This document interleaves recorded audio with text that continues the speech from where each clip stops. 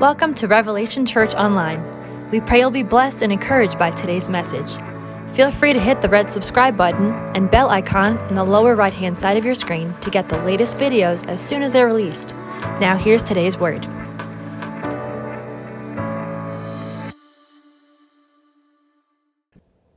Nothing like this has ever been seen in Israel.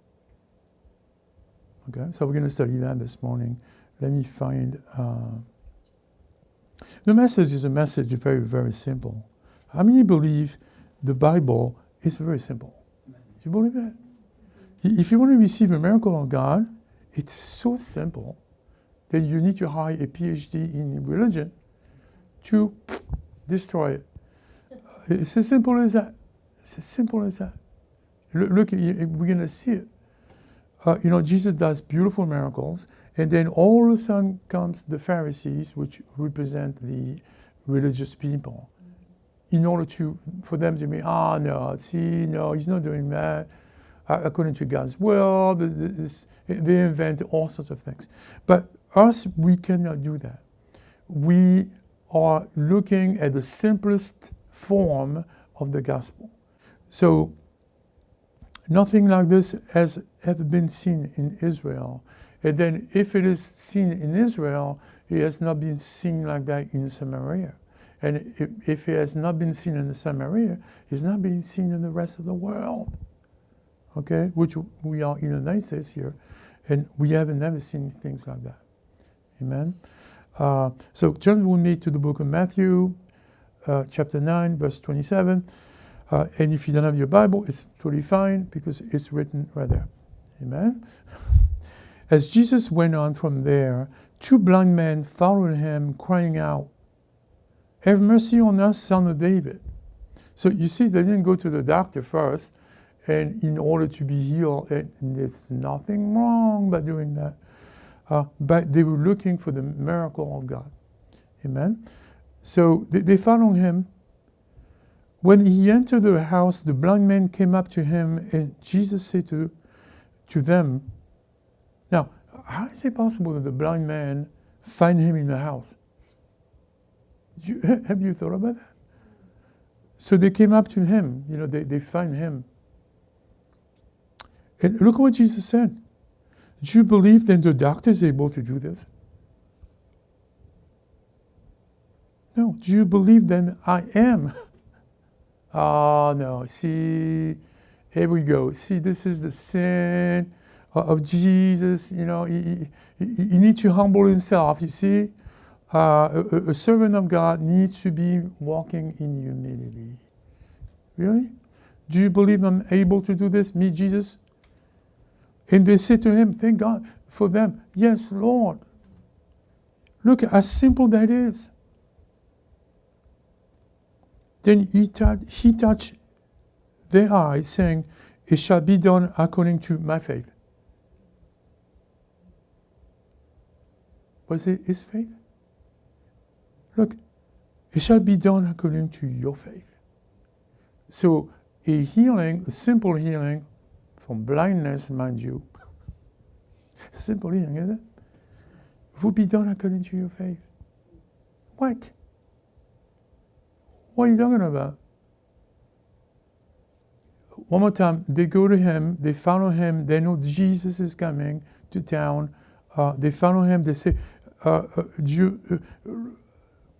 you able to heal me? And he said, do you think I'm able to heal you? So he's putting back into that arm that amazing treasure, so to speak.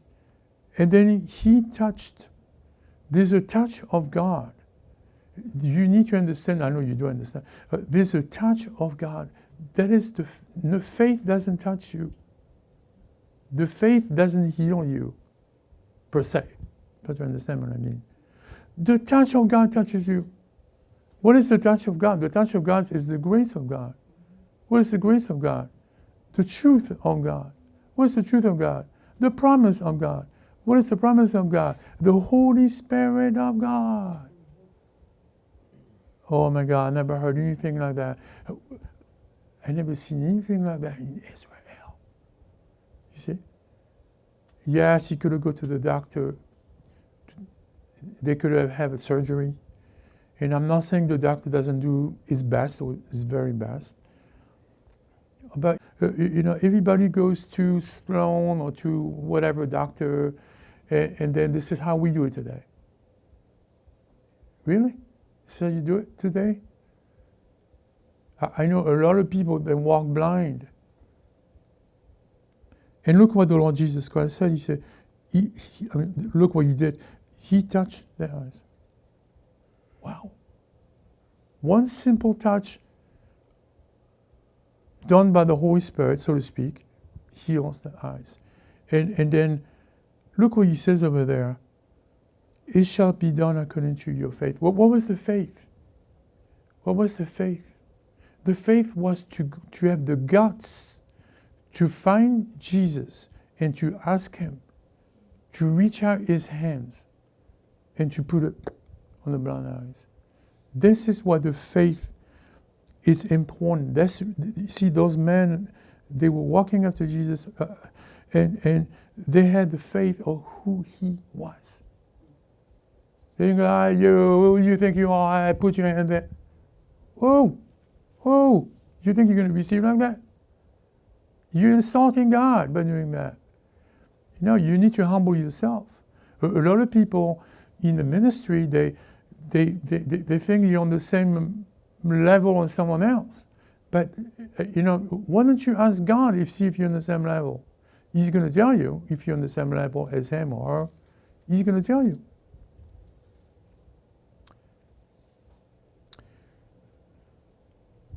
Verse 32, as they were going out, a mute demon-possessed man was brought to him, so someone else. And a demon-possessed means someone who is demonized, someone who is tormented by an evil spirit. That's what it means. Now, was the... Let me go back for a second.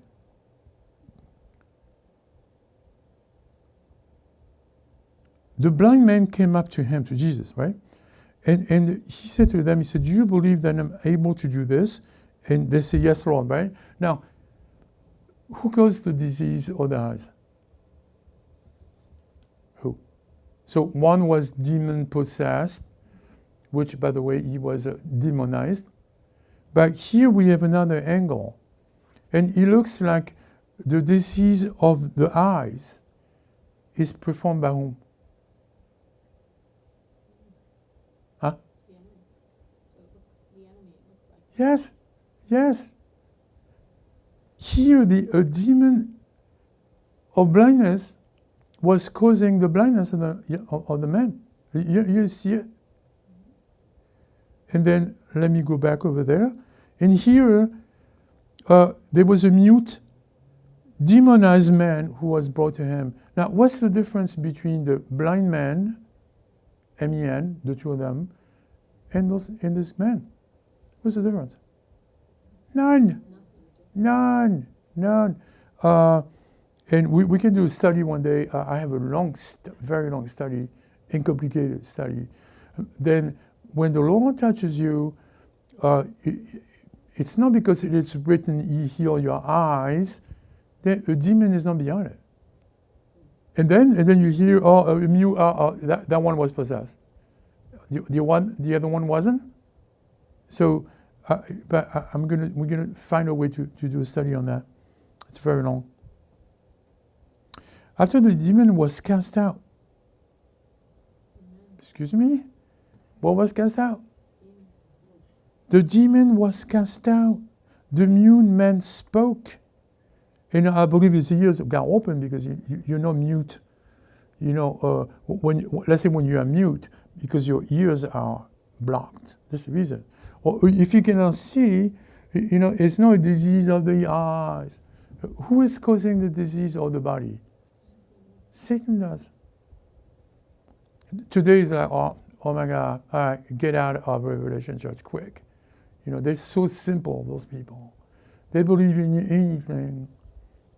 But remember, it is written, the Lord Jesus Christ is the same yesterday, today, and forever. So you cannot go in front of science and go and be all, oh my God, see the guy, he was a demon. Oh, we don't believe in demons anymore. Yeah, no. They don't believe in demons because they didn't talk to demons or they didn't see them. The very same way for angels. After the demon was cast out, the mute man spoke, and the crowds were amazed. See, the Israelites at that time, they were exposed to those beautiful miracles. And they were saying, nothing like this has ever been seen in Israel. Can you, if this was happening over there in the center of Smithtown, you would have heart attacks all over the place. I mean it. That would be like, what are you talking about? Because in order to enter in, you remember when we had those healing nights? Sometimes, the Lord was casting out demons. Remember that? A lot of people didn't see it. I'm a demon. You are on tape, honey. No. Years ago, there's a lady who came. She said, everybody, the biggest people in cushions, the biggest one, they put their hands on me. And I'm like, oh, I'm so sorry. I need to sit down. There was like the biggest gun, if I can translate it, the biggest gun in the kingdom of God. Put their hands on me. I'm like, hey, I need to go because I'm not a big gun. You kidding me? And she said, no, but you need to put your hands so I can be healed from very distressed diseases. And I'm like, who? Are you going to put your hands on her? You. Yeah. After the 30 big guns, she named the names, some of them. I'm like, whoa. So, and finally she came back and God said, do it. And I went over there and she turned, she was flipping back and forth like a flounder. The demon was manifested. Now, when we had those meetings, I don't know if you understand what I'm going to say. When we had those meetings, God was making sure the unbelievers were not there. We were, at that time, we were 35, 40, whatever we were. And then all of a sudden, disappeared. And then she stayed with few. I think you were there. Few people. And I'm like, Lord, I would have loved for them to see that. No. When we told them the day after that or whatever, they were like, oh yeah, okay, well, okay. Doubt was starting to be there. And she got healed. Amen. To God all the glory because I'm not healed. He is the healer. But the Pharisees, listen, the religious. The Pharisees were saying, he cast out the demons by the ruler of demons. This is a blasphemy of the Holy Spirit. That. See, a lot of people sometimes they come to, I think I committed a sin. I'm going to go to hell. Shut up. No, you won't. Stop it. Stop saying that. They were saying he cast out the demons by the ruler of the demons. He's not doing that by the nature of his Father. You understand what faith is? Faith is to have faith in the divine nature of Jesus the Christ. They didn't have it. Oh, come on. The Pharisees, they study at the foot of whomever, to them. Really?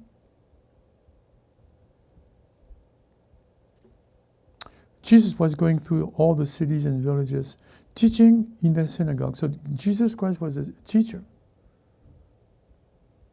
proclaiming the gospel of the kingdom and healing every kind of disease and every kind of sickness. The ministry of Jesus Christ is very, very simple. Sometimes he's called an apostle. Apostle means someone who is sent. Sometimes he's called a teacher. No, you cannot teach. You see, you're more like a preacher. Please do not judge. Do not judge what God is doing. Do not. Oh, he's a preacher, he's a teacher. Oh my God.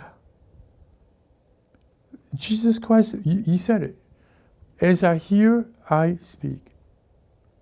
As I hear, I do. That's it. Now, if you want to qualify that, and here it is, that's why I put it there. He was teaching, he was proclaiming, meaning announcing the good news. He was healing. He forgot. He was not doing deliverance. See? No. See, me, as he teaching, as he proclaiming, as he healing, no deliverance here.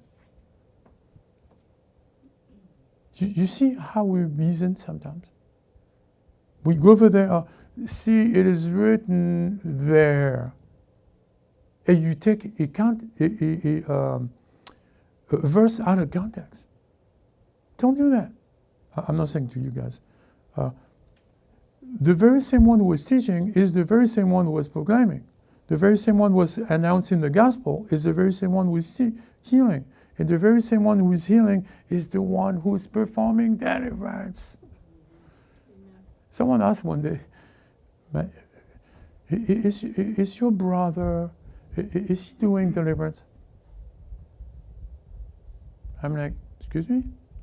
So she wanted to know if you're doing only healings, or maybe you touch deliverances. So please tell her and ask her nicely. I said, what is the difference?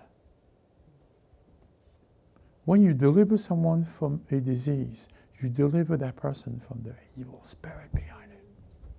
Amen? I want you to understand.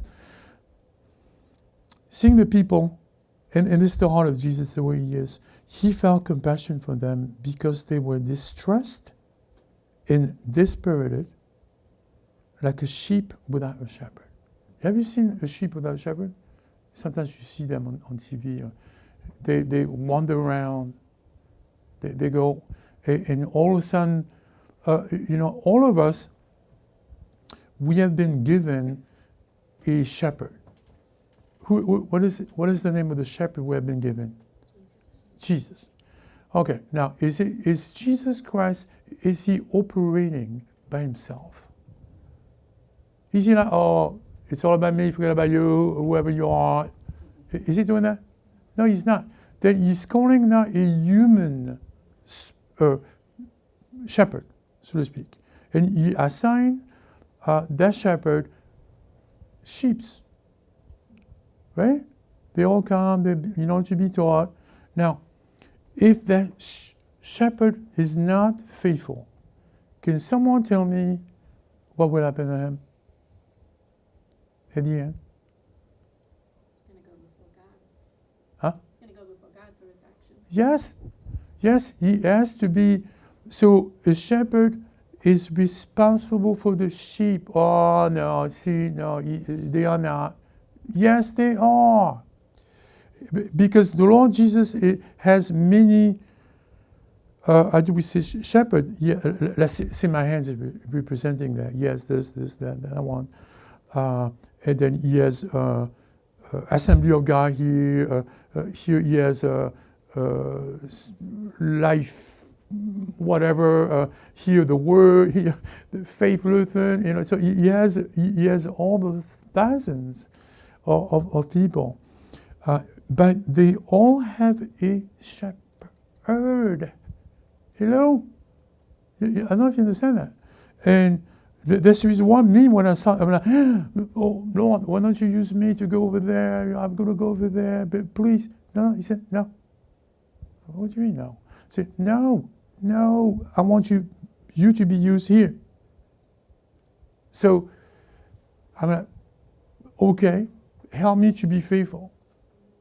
Help me not to do weird things, not to teach funny things.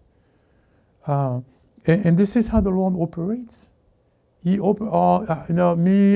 report directly to Jesus. Okay, good luck on that. Good luck on that. So, but some people, they look at your life and they all of a sudden become a judge. You teach, teacher, sit down. Look at you. This is how you treat a servant of God? Like that? This is how you analyze, and this is how you make a judgment? So we have to be very, very careful. When the Lord wants you to teach, you teach. When He wants you to deliver, you deliver. When He wants you to heal, you heal. When He wants you to name someone to help you, you do that. And this is how it works. So I know you guys understand that. I'm not talking about you guys. Amen? All right. We're going to go into communion. Now, the book of Luke 22:19, when Jesus had taken some bread and giving thanks. Now, I really believe, this is jumping at me right now. Why is He giving thanks? And to whom He's giving thanks? So this is a mystery. When it is written He's giving thanks, He sanctified the bread by speaking to it. I know you guys understand. He's blessing the bread. Many times, it is written, and Jesus looked up in the sky and He blessed the bread. Remember that? Okay, and then Paul says, you need to bless the bread, because everything's sanctified by the word. What's that word? It jumped at me all of a sudden. So Jesus was blessing the bread, so the bread can take upon His divine nature. That's what He's doing. Okay, so He broke it and gave it to them, saying, "This is my body, my anointed body, which is given for you. Do this in remembrance of me." So let's remember Jesus and let's partake.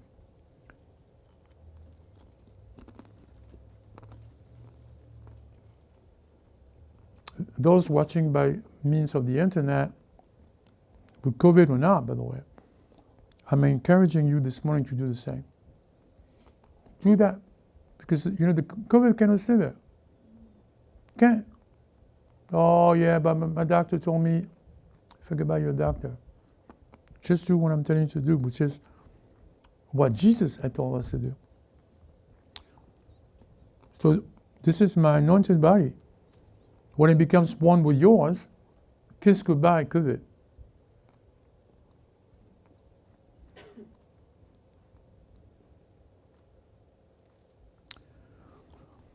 And in the same way, He took the cup.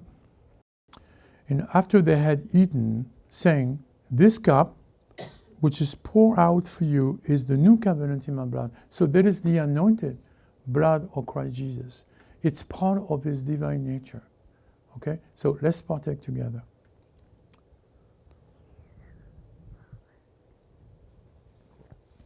And now you understand why.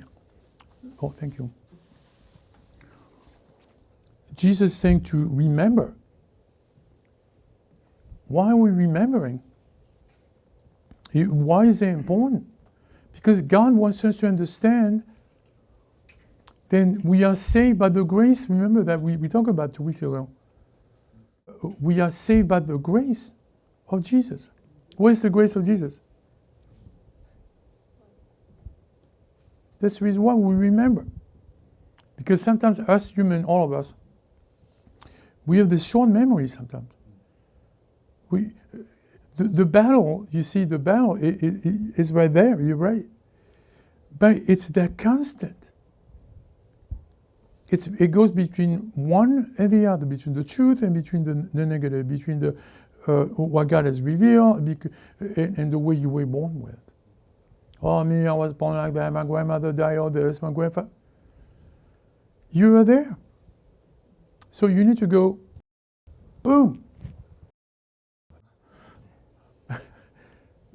You have to be here. It's not easy to comprehend. Oh, no, see, my doctor told me I'm here. No, Jesus Christ is saying, remember me. Remember what I've done. Boop, you're there. You stay there a couple of days. That's what I do. You stay a couple of days, and it's right there. Nice, hey, victory. And then all of a sudden, boop. Why are you here? You need to go back. So it's the battle. It's back and forth, back and forth, back and forth. For as often as you eat this bread with it and drink the cup, you proclaim the Lord's death until he comes. When you proclaim the Lord's death, you are proclaiming your own death. Oh my God, where are we? A funeral? No, when you do that, you proclaim your own death to the old nature. The old nature is make you a loser. And I don't mean in a mean way. Talk about me, my old nature makes me a loser. Oh no, see me, I'm better than, okay, well, you're better than me then. But you need to understand when you proclaim the Lord's death, which we have done, by the way, we are proclaiming his death and our death to their own nature. But now the Lord is not done. Thank God. The very same way we died with him, now we are resurrected with him. We are resurrected with him, you see? And now we are back into that. This is where we are at. And here, this is where victory belongs. This is where rulership is. This is where money comes and flows to your place in abundance, regardless. Oh yeah, here, see, my boss wants to give me $1.51. I don't know. Of course, you're not going to make it here.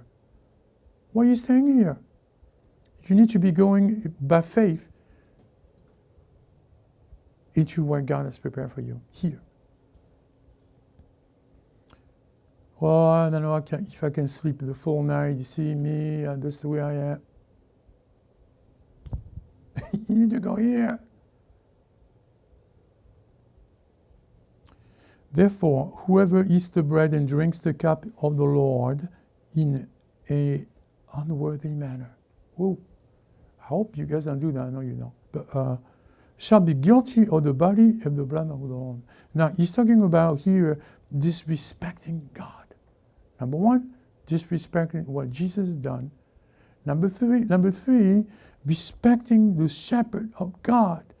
And then treating the body, and no, this is not the case of a relationship. It's not trying to be maybe him, her. It's not, you guys are holy, perfect.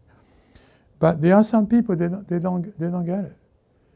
Some people came from healing and they're with us, stuff like that. They didn't get healing. Boom! Ow! Yeah, I'm not, I decided not to be subscribed to you anymore. Whoa! Oh! Okay. All right, do that. So we have to be very careful. So we cannot be guilty of the body and the blood of the Lord. But a man or woman must examine himself, and in so doing, he is to eat of the bread and drink of the cup. So you need to understand when you partake of the body of Christ and the blood of his blood, you need to comprehend this is his body and his blood. So, amen? All right. So, Lord, thank you for your faithfulness. Thank you for your beautiful healing that you provided for us, beautiful salvation. In Jesus Christ's name we pray. Amen. Thank you for listening to this message. We encourage you to listen a few times in order to let what God revealed sink deeper into your heart and continue to renew your mind. For more information on Revelation Church and its services, please go to revelationchurchny.com. Here's how you can honor the Lord with your giving, as well as sow into the ministry of Revelation Church. To give by text, text any amount to 84321. To give online, visit revelationchurchny.com/give. You can mail checks or cash to 14 Belmead Avenue in Smithtown, New York. Please make all checks out to Revelation Church.